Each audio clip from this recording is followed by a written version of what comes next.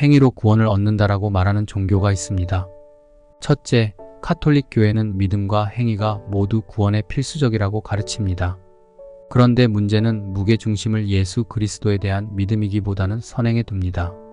행함이 없는 믿음은 죽은 것이라는 야고보서 2장 26절과 같은 구절에 뿌리를 두고 선행이 구원을 이룬다고 합니다. 둘째, 이슬람교는 알라와 무함마드를 선지자로 믿고요. 역시 선행을 통해 구원을 얻는다고 믿습니다. 꾸란은 의로운 행위를 행하는 신자들이 천국의 보상을 받을 것이라고 자주 언급합니다. 예를 들어 꾸란 2장 277절은 믿고 의로운 행위를 행하며 기도를 확립하고 자카트를 드리는 자는 주님으로부터 보상을 받을 것입니다. 이렇게 말합니다. 셋째, 불교는 행위 구원론을 말합니다. 불교는 고통과 윤회의 순환에서 벗어나는 것에 중점을 둡니다. 궁극적인 목표는 완전한 평화, 깨달음, 그리고 생사윤회의 순환에서 벗어나는 상태인 열반에 도달하는 것입니다. 그러나 개인의 노력을 통해 가능하다고 합니다. 즉, 개인적인 깨달음을 강조하며 명상, 윤리적 행동, 지혜에 중점을 두는데요. 개인적 수행을 통해 열반에 도달한다고 합니다. 초대교회 유대교는 의로운 생활과 토라 및 그 계명을 준수하는 것이 중요하다고 가르쳤습니다. 그러나 진정한 복음을 깨달은 바울은 율법 행위를 통해 자긍하는 자들에게 뭐라고 했나요? 저주 아래 있는 자들이라고 하였습니다. 그런 이유는 율법 책에 기록된 대로 모든 것을 항상 행하지 못하기 때문입니다. 그래서 저주 아래에 있게 된다고 말한 것입니다. 아무리 자신들이 율법을 따르며 의로 내세운다고 하여도 결코 행위로 의로운 자가 될 수 없습니다. 10절을 함께 읽겠습니다. 무릇 율법 행위에 속한 자들은 저주 아래에 있나니 기록된 바 누구든지 율법 책에 기록된 대로 모든 일을 항상 행하지 아니하는 자는 저주 아래에 있는 자라 하였음이라. 바울은 율법으로가 아니라 예수 그리스도를 믿음으로만 의롭게 됨을 선포하였습니다. 11절에서 바울은 이렇게 말합니다. 또 하나님 앞에서 아무도 율법으로 말미암아 의롭게 되지 못할 것이 분명하니 이는 의인은 믿음으로 살리라 하였음이라. 인간은 자신의 노력과 행위로 말미암아 의롭게 될 수는 없습니다. 오히려 율법을 지키려고 그렇게 노력하면서 어떤 병폐가 있게 되었나요? 바로 스스로 율법을 지키는 것을 자랑하고 자긍하는 자들이 있었습니다. 철저히 율법적인 삶을 드러내면 그 당시 사람들에게 바로 인정과 단기간의 가시적 열매를 보일 수 있었습니다.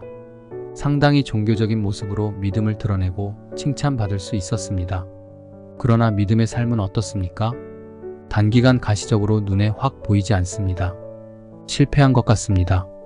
영화 신은 죽지 않았다에서 한 아들이 치매에 걸린 노모와 대화를 했는데요. 어머니는 실패하고 자신은 성공한 자라고 하자 노모가 갑자기 말하였습니다.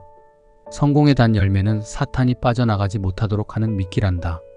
단시간 만족하고 무엇인가 허세를 부리게 하는 율법적 신앙은 사탄의 미끼로 전락할 수 있습니다. 율법의 실체는 무엇입니까? 율법만을 고수하는 것은 온전한 믿음에서 난 것이 아닙니다. 그리스도를 바라보지 않고 율법만 강조하는 자는 율법의 감옥에 갇혀 살게 됩니다. 12절 같이 읽겠습니다. 율법은 믿음에서 난 것이 아니니 율법을 행하는 자는 그 가운데서 살리라 하였느니라. 율법은 믿음에서 난 것이 아니라고 합니다. 전통과 유전의 율법을 행하는 자는 그 굴레 속에서 평생 살게 됩니다. 이 율법에는 은혜가 없습니다. 이 율법에는 긍휼이 없습니다.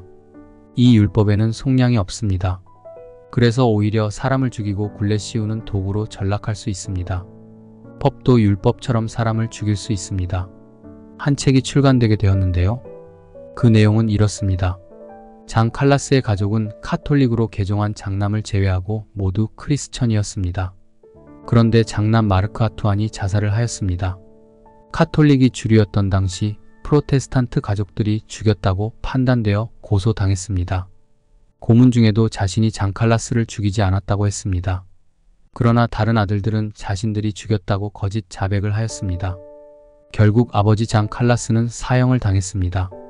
프랑스 사상가 볼테르는 3년 뒤 장 칼라스의 오명을 벗겨주었습니다. 이 내용은 이탈리아의 젊은 형법학자 체사레 베카리아의 관심을 끌었습니다. 그는 인도적이고 합리적인 법과 형벌에 대한 강력한 촉구를 이끈 책을 출간하였습니다. 바로 범죄와 형벌이었습니다. 범죄와 형벌의 내용은 이렇습니다. 첫째, 체사레 베카리아는 유럽에서 법의 이름으로 통용되는 것은 무엇인가? 라며 그것은 야만이라고 했습니다. 법은 자유로운 사람 사이에 대등한 계약이어야 마땅하지만 당시의 법은 소수의 욕망을 채우는 도구였기에 그는 법이란 무엇인가에서 더 나아가 법이란 무엇이어야 하는가를 물었습니다. 형벌은 오직 법률을 통해서만 규정할 수도 있지만 법관은 법규를 적용할 권한은 있어도 그것을 제대로 해석하고 적용할 수가 없었던 것입니다.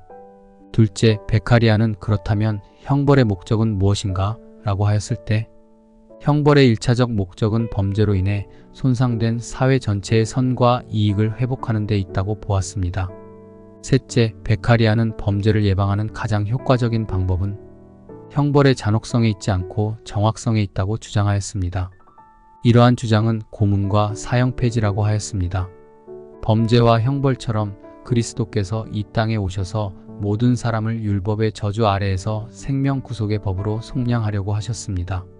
13절 같이 읽겠습니다.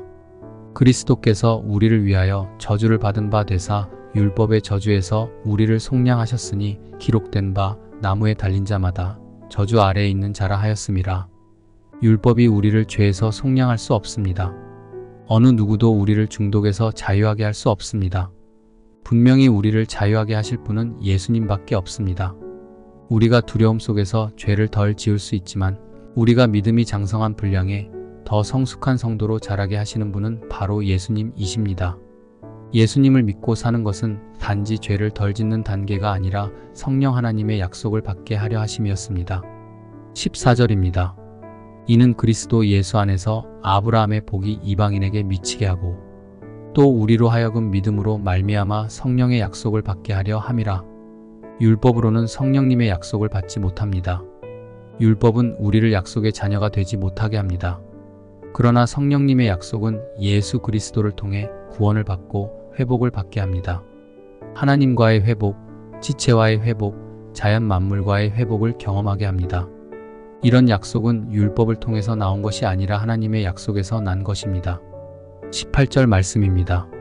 만일 그 유업이 율법에서 난 것이면 약속에서 난 것이 아니니라. 그러나 하나님이 약속으로 말미암아 아브라함에게 주신 것이라.